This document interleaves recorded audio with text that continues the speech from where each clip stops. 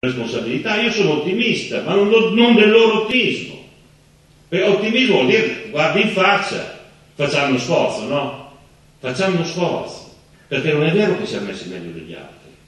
Non è vero, per ragioni che sono diverse, perché non è tanto che ci ha colpito di più, perché avevamo i problemi precedenti, quello che volete, però noi perdiamo in 2 anni quasi il doppio della ricchezza rispetto, per esempio, alla media dei paesi OCSE e alla media dei paesi euro. Abbiamo una produzione industriale che perde il doppio rispetto agli altri.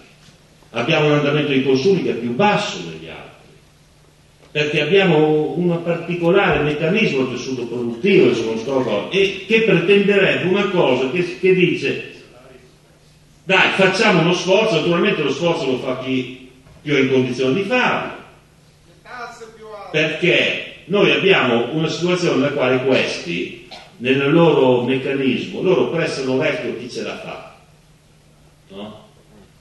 Non è che non abbiano fatto delle cose, dice, ieri è venuto Tremonti in Parlamento, elencava le minuzie che hanno fatto, dico, ma lascia stare le minuzie, dimmi le cose grosse che hai fatto, ne hai fatte anche di grosse. Per esempio hai fatto un condono mega galattico,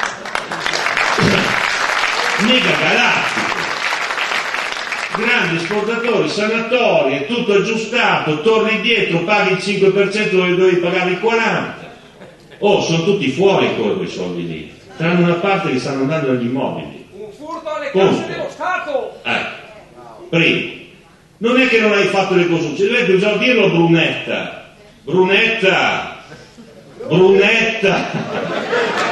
Brunetta, abbiamo speso 12 miliardi in più in 2 anni in acquisto di beni e servizi della pubblica amministrazione, a proposito di sprechi e mi hai tagliato 8 miliardi sulla scuola, che adesso le famiglie gli tocca pagarsi le scuole dell'obbligo, compreso, come ho detto, la carta igienica. Brunetta, Tremonti, abbiamo preso 10 punti in meno di IVA, 20 miliardi in meno nei 2 anni, ci sono scappati. Non è che abbiamo speso fra i 2 e i 3 miliardi per Alitalia, cioè non è che non abbiamo fatto delle cose, abbiamo fatto quelle cose qua, che sono come dire, a chi è nei guai il buon tempo glielo prometto, a chi non è nei guai il buon tempo glielo garantisco. Questa è la cosa che hanno fatto, con un piccolo particolare, che questo è drammatico, che noi nel futuro mangeremo con quelli che sono sul fronte oggi, perché noi il fronte c'è, le piccole imprese, il lavoro, le famiglie con i loro redditi che possono animare o no al consumo, queste 3 cose qua. Con che cosa lo facciamo se non al futuro? Con quelli che vanno e vengono coi capitali, con le rendite di mezzo che stiamo comunque sempre sostenendo? Non credo. E quindi loro, mettendosi non con chi è sul fronte, ma con chi è al riparo, stanno facendo un danno a questo paese. Perché mettersi con chi è sul fronte vorrebbe dire difendere con le unghie e coi denti la tua divisione, il tuo ruolo nella divisione internazionale del lavoro, cioè il tuo sistema di imprese, il tuo bacino di lavoro, il tuo economia interna, i tuoi consumi interni. Gli abbiamo chiesto, voi sapete quante volte abbiamo detto in 2 anni cosa avremmo fatto, e quindi un piano anticrisi con dentro interventi immediati che avessero un po' di peso nei consumi, quindi nei redditi più bassi, che avessero un po' di peso della politica industriale, un po' di peso degli investimenti. Dico ragazzi, ma noi da quando c'è sto federalismo delle chiacchiere, io non ho mai visto così stremato l'uso del sistema locale a fini di politica economica e sociale. È sempre stata la nostra carta.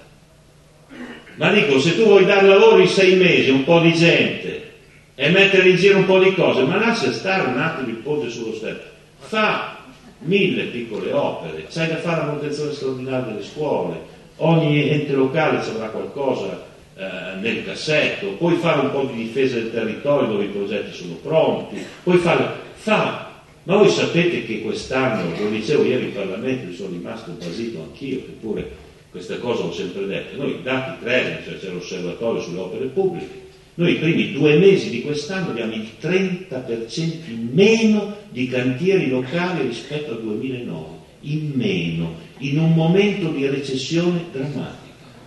Ma è pazzesco. E è pazzesco che la Lega continui a dire federalismo. Siamo arrivati a una cosa e non c'è verso di fargliela capire perché? Perché loro questa cosa che diciamo noi, che comporta una manovra, no? Una manovra non vuol dire sbarellare i conti pubblici, vuol dire adesso vedo quel che bisogna assolutamente fare e adesso poi vedo come farlo. Perché la finanza pubblica, l'equilibrio della finanza pubblica è un vincolo, non è un obiettivo.